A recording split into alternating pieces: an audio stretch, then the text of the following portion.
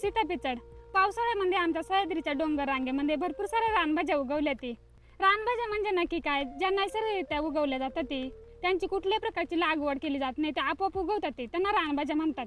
तर आता सध्या ना चाई, टाकळा, तरवटा, फोडशी, भारंगी, बडदा, दिवे असे वेगवेगळ्या भाज्या उगवल्या. ती तर त्यातलीच एक भाजी म्हणजे केनाची रानभाजी. त्याला तण म्हणून पण ओळखलं जातं. त्याविषयी मी तुम्हाला माहिती सांगणार आहे. चला तर मग.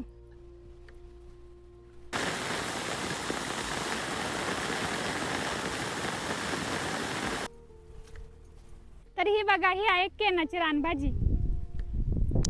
तर हा बघा, हा आहे केना. ही एक तणवर्गीय वनस्पती आहे. तर ही वनस्पती शेताच्या बांधावर, माळ रानामध्ये, पडीक जमिनीवर ही जास्त प्रमाणात आढळते. तर हिचा कालावधी आहे पावसाळा सुरू झाला का लगेच ही भाजी आपल्याला बघायला भेटते. तर हे बघा, हे केनाची पानं बघा, एकदम हिरवेगार आहे ती, आणि याची पानं ना लंब गोलाकार आहे ती, बघू शकता. आणि याला निळसर रंगाची फुलं येतात. हा केना कवळा आहे, त्यामुळे अजून याला फुलं आलेली नाहीये. ती याला फुलं आल्यानंतर मी तुम्हाला नक्की दाखवेल.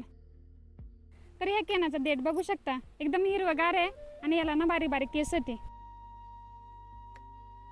ही वनस्पती आपल्या महाराष्ट्रामध्ये, कोकणामध्ये, सह्याद्रीच्या डोंगर रांगेमध्ये ही जास्त प्रमाणात आढळते. तसंच ना विदर्भामध्ये भरपूर प्रमाणात बघायला भेटते. तर ह्या भाजीची खूप चविष्ट अशी भाजी बनवली जाते, आणि खूप सारे पदार्थ पण बनवतात ते.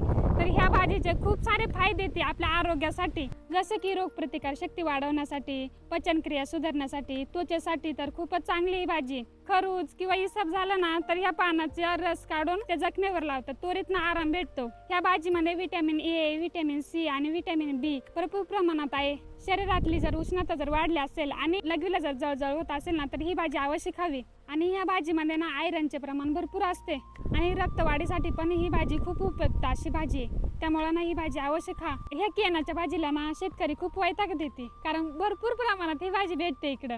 पण नाही, एकदा तरी ही भाजी करून नक्की खा. ह्या भाजी जरी चवीला एवढ्या चांगल्या नसतील ना, पण आपल्या आरोग्यासाठी खूप चांगले ते. अशाच रानभाज्या बघण्यासाठी ना आपल्या चॅनलला आताच फॉलो करा. भेटूया अशाच एका नवीन व्हिडिओ.